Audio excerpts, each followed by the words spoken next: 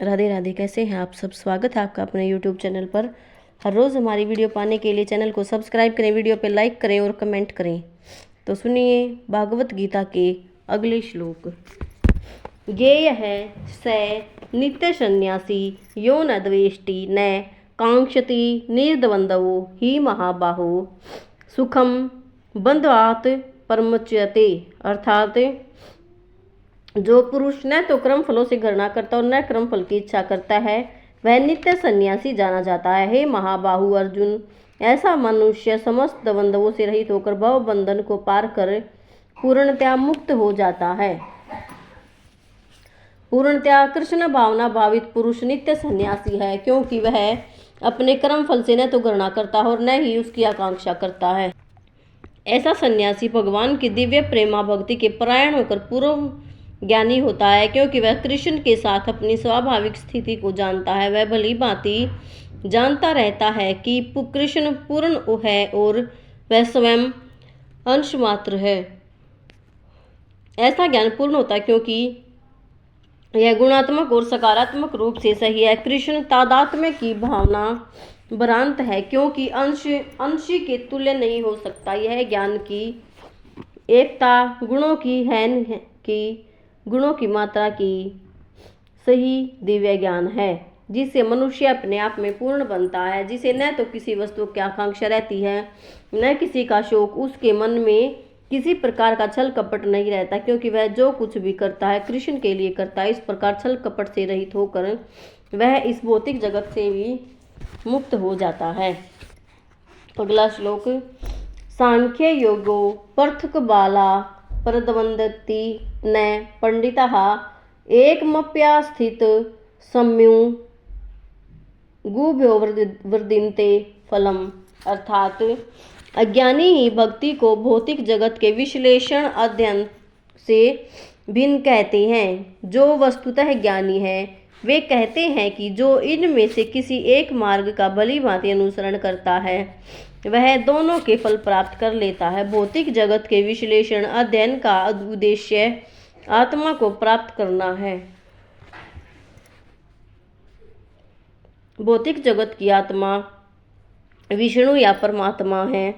भगवान की भक्ति का अर्थ परमात्मा की सेवा है। एक विधि से वृक्ष की जड़ खोजी जाती है और दूसरी विधि से उसको सींचा जाता है। सांख्य दर्शन और वास्तविक छात्र जगत के मूल अर्थात विष्णु को ढूंढता है और फिर पूर्ण ज्ञान समेत अपने को भगवान की सेवा में लगा देता है। अतः मूलतः इन दोनों में कोई भेद नहीं, क्योंकि दोनों का उद्देश्य विष्णु की प्राप्ति है। जो लोग चरम उद्देश्य को नहीं जानते वे ही कहते हैं कि सांख्य और कर्मयोग एक नहीं है, किंतु जो विद्वान है वह जानता है कि इन दोनों भिन्न विधियों का उद्देश्य एक ही है। अगला श्लोक। यत् सांख्ये प्राप्ते स्थानं तद्योगैरपि गम्यते एकं सांख्यं च योगम च यह पश्यति स पश्यति। अर्थात जो यह जानता है कि विश्लेषणात्मक अध्ययन द्वारा प्राप्य स्थान भक्ति द्वारा भी प्राप्त किया जा सकता है, और इस तरह जो सांख्य योग तथा भक्ति योग को एक समान दिखता है वही वस्तुओं को यथारूप में देखता है। दार्शनिक शोध का वास्तविक उद्देश्य जीवन के चरम लक्ष्य की खोज है। चूंकि जीवन का चरम लक्ष्य आत्म साक्षात्कार है, अतः इन दोनों विधियों से प्राप्त होने वाले परिणामों में कोई अंतर नहीं है। सांख्य दार्शनिक शोध के द्वारा इस निष्कर्ष पर पहुंचा जाता है कि जीव भौतिक जगत का नहीं अपितु पूर्ण परमात्मा का अंश है। फलतः जीवात्मा का भौतिक जगत से कोई सरोकार नहीं होता। उसके सारे कार्य परमेश्वर से संबंध होने चाहिए। जब वह कृष्ण भावनामृतवश कार्य करता है तभी वह अपनी स्वाभाविक स्थिति में होता है। सांख्य विधि में मनुष्य को पदार्थ से विरक्त होना पड़ता और भक्ति योग में उसे कृष्ण भावना भावित कर्म में आसक्त होना पड़ता है। वस्तुतः दोनों ही विधियां एक हैं, यद्यपि ऊपर से एक विधि विरक्ति दिखती है और दूसरी में आसक्ति दिखती है। जो पदार्थ से विरक्ति और कृष्ण में आसक्त हो एक ही तरह देखता है वही वस्तुओं को यथारूप में देखता है। अगला श्लोक।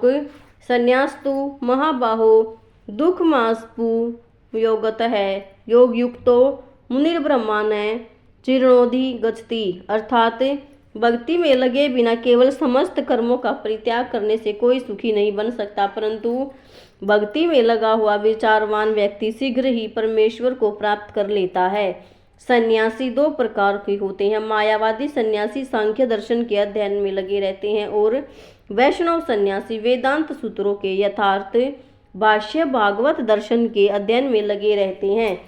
मायावादी सन्यासी की वेदांत सूत्रों का अध्ययन करते हैं, किंतु वे शंकराचार्य द्वारा परिणीत शारीरिक भाष्य का उपयोग करते हैं। भागवत संप्रदाय के छात्र पांचरात्रि की विधि से भगवान की भक्ति करने में लगे रहते हैं। अतः वैष्णव सन्यासियों को भगवान की दिव्य सेवा के लिए अनेक प्रकार के कार्य करने होते हैं। उन्हें भौतिक कार्यों से कोई सरोकार नहीं होता, किंतु तो भी वे भगवान की भक्ति में नाना प्रकार के कार्य करते हैं।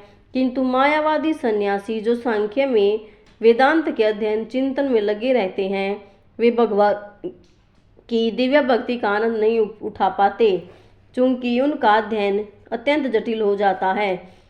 अतः वे कभी कभी ब्रह्म चिंतन से उबकर समुचित बोध के बिना ही भागवत की शरण ग्रहण करते हैं।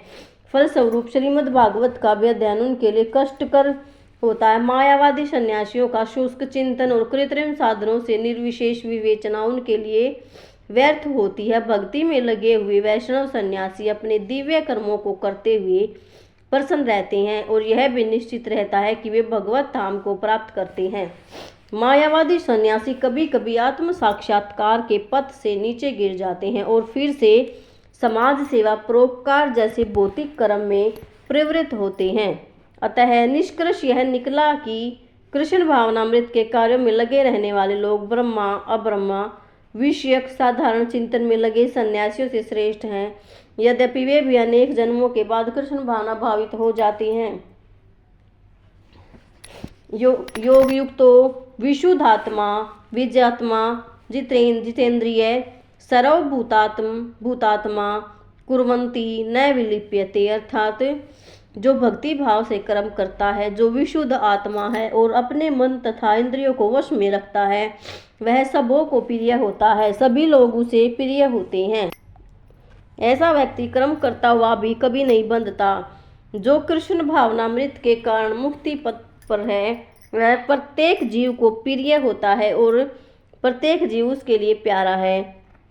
यह कृष्ण भावनामृत के कारण होता है। ऐसा व्यक्ति किसी भी जीव को कृष्ण से पृथक नहीं सोच पाता। जिस प्रकार वृक्ष की पत्तियां और टहनियां वृक्ष से भिन्न नहीं होती, वह भली भांति जानता है कि वृक्ष की जड़ में डाला गया जल समस्त पत्तियों और टहनियों में फैल जाता है, अथवा आमाशय को भोजन देने से शक्ति स्वतः पूरे शरीर में फैल जाती है।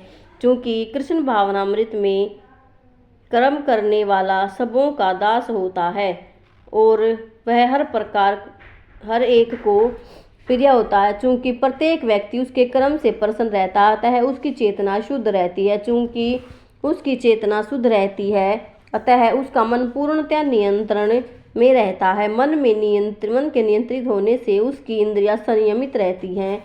चूंकि उसका मन सदैव कृष्ण में स्थिर रहता है, अतः उसके विचलित होने पर प्रश्न ही नहीं उठता। न ही उसे कृष्ण से संबंध कथाओं के अतिरिक्त अन्य कार्यों में अपनी इंद्रियों को लगाने का अवसर मिलता है।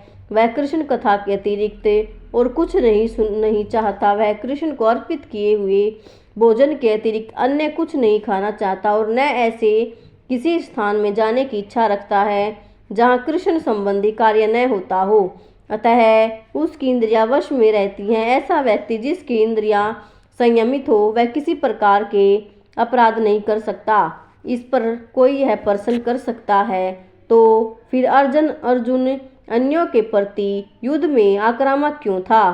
क्या वह कृष्ण भावना भावित नहीं था? वस्तुतः अर्जुन ऊपर से आक्रामक था, क्योंकि जैसा कि द्वितीय अध्याय में बताया जा चुका, आत्मा में अवध्या होने के कारण युद्ध भूमि में एकत्र हुए सारे व्यक्ति अपने अपने स्वरूप में जीवित बने रहेंगे। अतः आध्यात्मिक दृष्टि से कुरुक्षेत्र की युद्ध भूमि में कोई मारा नहीं गया। वहां पर स्थित कृष्ण की आज्ञा से केवल उनके वस्त्र बदल दिए गए। अतः अर्जुन कुरुक्षेत्र की युद्ध भूमि में युद्ध करता हुआ भी वस्तुतः युद्ध नहीं कर रहा था। वह तो पूर्ण कृष्ण भावना भावित में कृष्ण के आदेश का पालन मात्र कर रहा था। ऐसा व्यक्ति कभी कर्म बंधन नहीं बंधता। अगला श्लोक। नैव किंचित करोमीति युक्तो मन्येत तत्विवीत पश्य शृण्व स्पर्श जिघ्रन श्रृंग गंश सवपंच सन। अर्थात परल पन्विसर्जन ग्रंथे मी पनिमिषपि इंद्रियाणि इंद्रियो यार्थेषु वर्तन्तः इति धारयन्। अर्थात दिव्य भावनामृत युक्त पुरुष देखते सुनते स्पर्श करते सूंघते खाते चलते फिरते सोते और श्वास लेते हुए भी अपने अंतर में सदैव यही जानता रहता है कि वास्तव में वह कुछ भी नहीं करता। बोलते त्यागते ग्रहण करते और आंखें खोलते बंद करते हुए भी वह यह जानता रहता है कि भौतिक इंद्रियां अपने अपने विषयों में प्रवृत्त हैं और वह इन सब से पृथक है। चूंकि कृष्ण भावना भावित व्यक्ति का जीवन शुद्ध होता है, फलतः उसे निकट तथा दूरस्थ 5 कारणों कर्तक्रम अधिष्ठान प्रयास और भाग्य पर निर्भर किसी कार्य से कुछ लेना देना नहीं रहता। इसका कारण यही है कि वह भगवान की दिव्य सेवा में लगा रहता है। यद्यपि ऐसा प्रतीत होता है कि वह अपने शरीर तथा इंद्रियों से कर्म कर रहा है, किंतु वह अपनी वास्तविक स्थिति के प्रति सचेत रहता है, जो कि आध्यात्मिक व्यस्तता है। भौतिक चेतना में इंद्रियां इंद्रिय तृप्ति में लगी रहती हैं, किंतु कृष्ण भावना भावित में वे कृष्ण की इंद्रियों की तुष्टि में लगी रहती हैं। अतः कृष्ण भावना भावित व्यक्ति सदा मुक्त रहता है, भले ही वह ऊपर से भौतिक कार्यों में लगा हुआ दिखाई पड़े। देखने और सुनने के कार्य ज्ञानेंद्रियों के कर्म हैं, जबकि चलना बोलना मल त्यागना और कर्मेंद्रियों के कार्य हैं। कृष्ण भावना भावित व्यक्ति कभी भी इंद्रियों के कार्यों से प्रभावित नहीं होता। वह भगवत सेवा के अतिरिक्त कोई दूसरे कार्य नहीं कर सकता, क्योंकि उसे ज्ञात है कि वह भगवान का शाश्वत दास है। राधे राधे। सभी को दूसरे नवरात्रि की हार्दिक शुभकामनाएं। जय माता की।